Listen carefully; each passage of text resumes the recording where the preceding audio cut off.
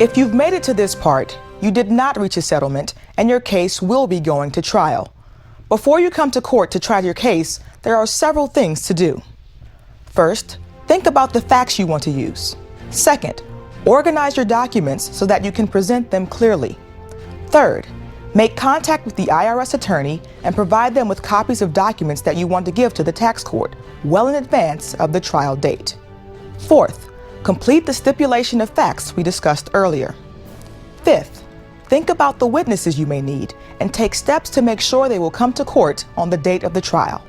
And finally, make sure you know exactly where the tax court trial will be held and arrive before the stated time so that you are present when your case is called. If you would like more information regarding preparing for trial, please go to our website or refer to your packet.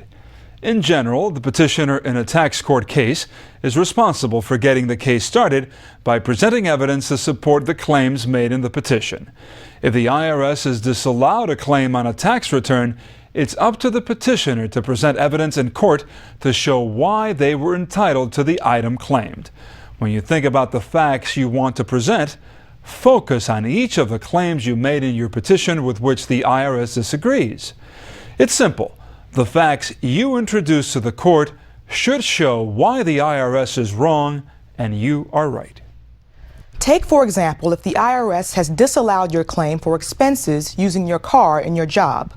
You must present written records to support your claim. These can be receipts for actual expenses, a mileage log, or written expense reports submitted to your employer. Your records should prove that you are entitled to the claims you've made. If your case requires you to present testimony from witnesses or records kept by others, you may need to have these people appear at your trial to testify. You may also need them to bring records or other exhibits with them to court. This may require a subpoena. A subpoena is a court order directing a person to appear and testify at the trial or to appear with the records you need for evidence. Let's take a look at when you might need to subpoena a witness. Mr. Roberts, among the issues in your tax court case are your claims for Scheduled C deductions from your self-employment income? Yes, I had my own business as a carpenter. Do you have a ledger for your income and your expenses? No. I left all my records behind when I separated from my wife. I've asked her for them back, but she refuses. We do need those records. Perhaps she'll be more cooperative if I call her. Well, you could try. She could be pretty stubborn. If need be, I can prepare a subpoena to be issued by the court ordering her to produce the records. Next on the list, organize your documents and other facts so that you can present them clearly.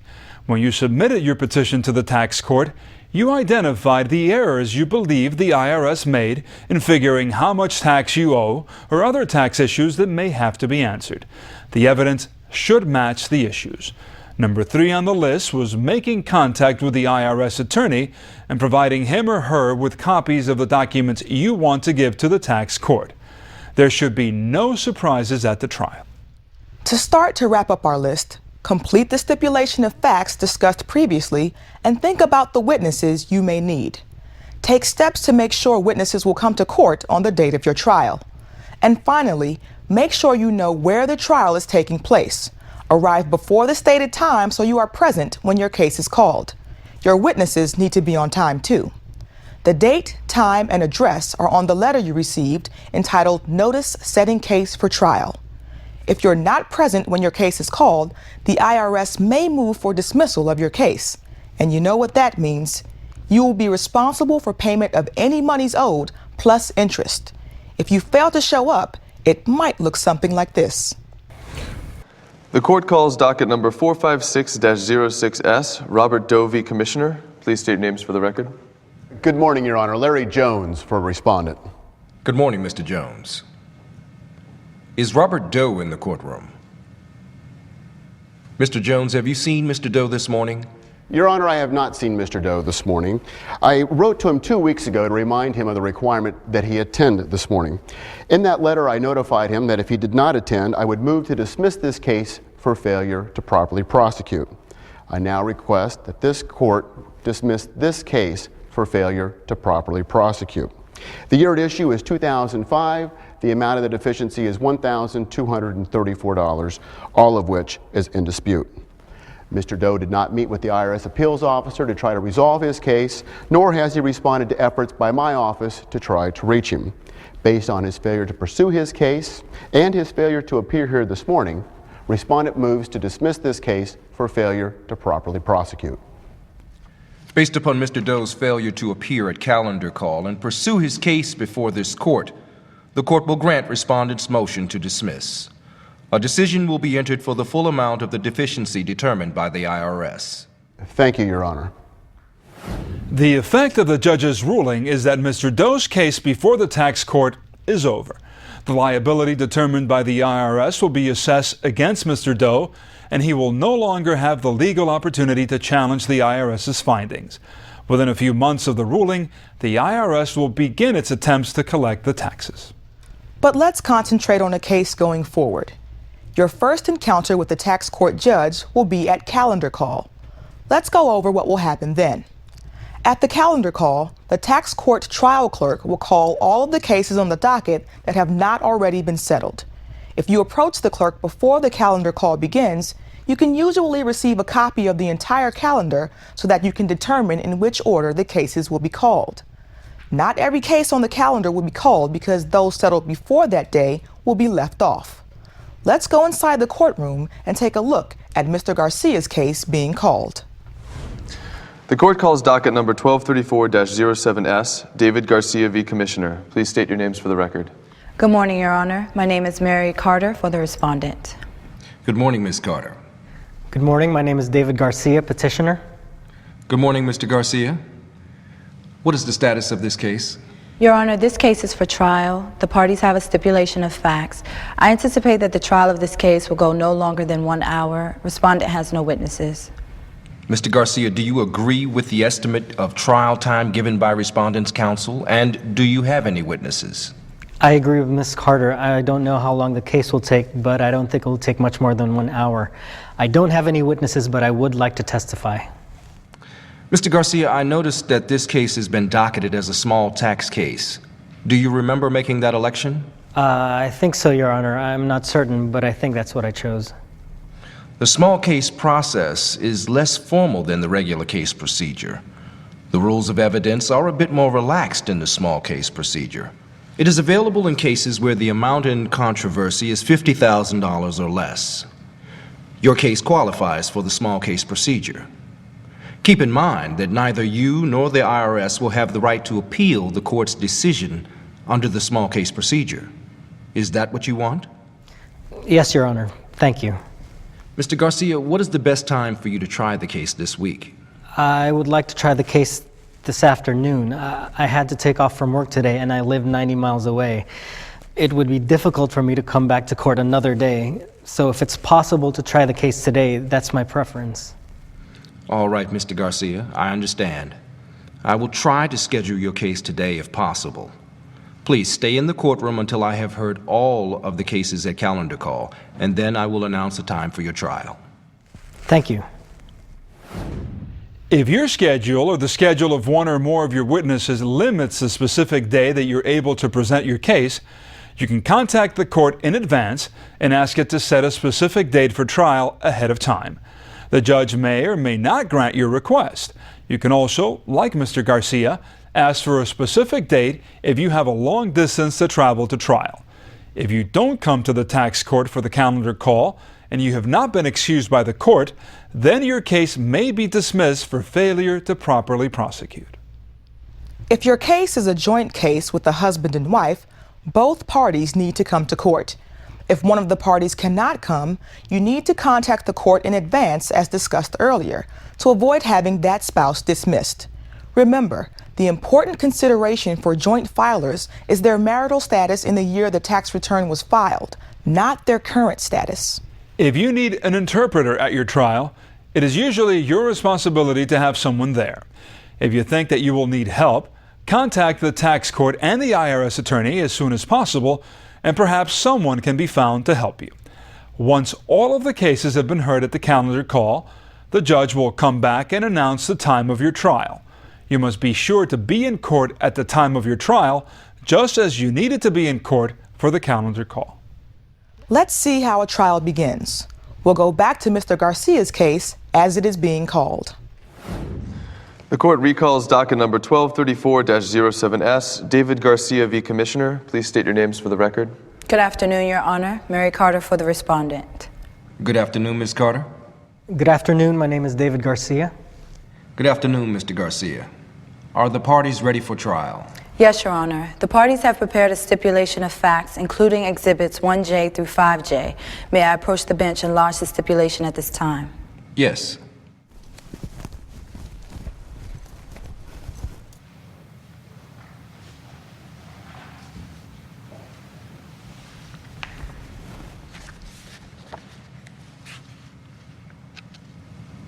I compliment the parties on preparing a stipulation of facts. This will make the trial more efficient and assist the court in considering your case. The stipulation of facts, together with Exhibits 1J through 5J, are received into evidence. Ms. Carter, before I call on Mr. Garcia to testify, would you please give a brief opening statement describing what this case is about? Yes, Your Honor. This case involves the earned income tax credit claimed on petitioner's return. Petitioner claimed his daughter as a qualifying child. Because he treated her as a qualifying child and claimed her as a dependent, he then claimed head of household filing status, the child tax credit, and the additional child tax credit. Essentially, the entire dispute between petitioner and the IRS hinges on the issue of whether petitioner's daughter is a qualifying child for the earned income credit and related family status benefits. It is respondent's position that petitioner's daughter does not qualify as a qualifying child because the residency test is not met. The residency test is not met because petitioner's daughter spent 53% of her time during the year with her mother. Thank you, Ms. Carter. Mr. Garcia, at this time, the court would like to have you placed under oath so that you can tell me your story. Mr. Clerk, please swear Mr. Garcia in.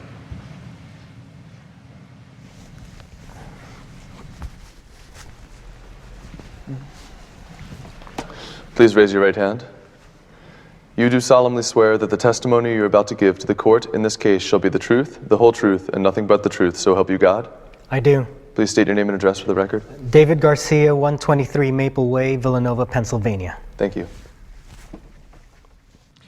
Mr. Garcia, please tell the court why you feel you are entitled to the Earned Income Tax Credit and other tax benefits claimed on your return.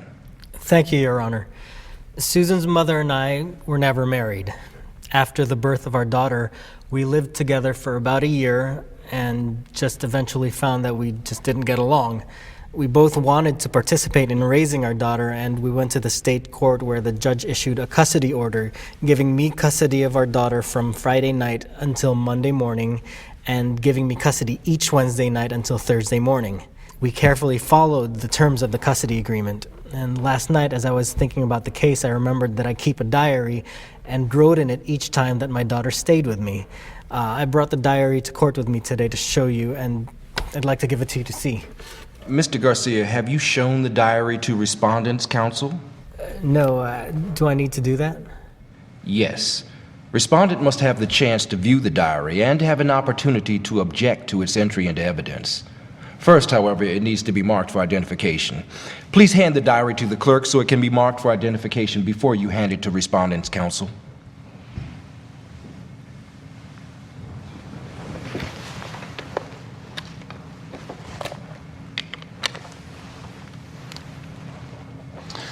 The diary is marked for identification as Exhibit 6P.